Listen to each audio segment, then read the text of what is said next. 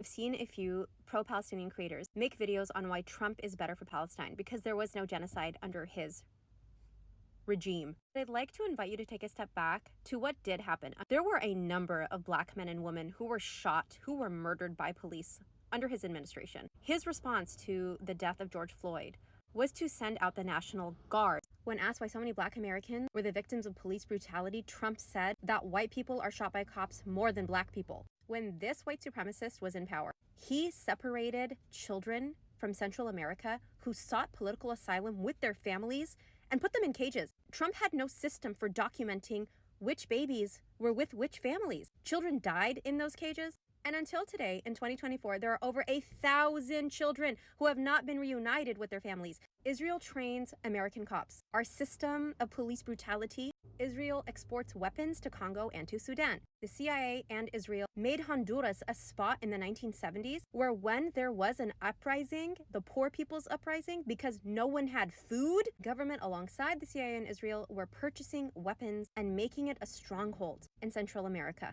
In the 70s, Nicaragua purchased 98% of its military equipment from Israel. Israel sterilized women from Ethiopia. Every single one of our liberations are intertwined, which is why when we look towards a white passing Arab woman, and she employs the same tactics that white supremacists do, to infantilize a black woman who did not even need to give her the time of space or day, whether or not the intention was to be racist, and whether or not this sudden fissure between our movements is manufactured. The message it sends is like the white supremacists. Black lives do not matter. Seeing a woman who wasn't supportive of children who are being slaughtered in Gaza. I'm seeing a woman who is tired of the support of her people's oppression being conditional. When I saw an Arab creator speak on how black and Latino individuals, I'm hearing an Arab creator who does not understand the systems of oppression in the United States. And Islam is an explicitly anti-racist religion.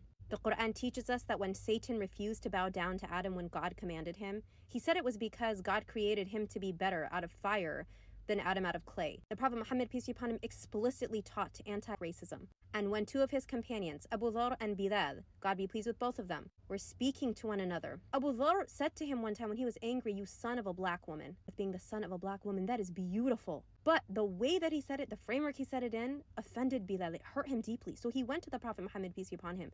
And the Prophet, peace be upon him, told Abu Dhar, "You still have some ignorance in you." For those of you who are not Muslim, Jahiliyyah, ignorance, holds a very debased description. So Abu Dhar, in immense remorse, went to Bilal, put his face on the floor, and told Bilal to step on his face because he wanted to be accountable. He was asking for forgiveness. There's a reason that in the Quran, God calls us to be witnesses for justice, even if it's against our own selves. This is a mural in Gaza on George Floyd. This is a mural in the West Bank. Do you see the apartheid wall where Palestinians are only allowed to be on a certain side of it? Leaders of the Black Liberation Movement, Malcolm X met with leaders of the Palestinian Liberation Movement.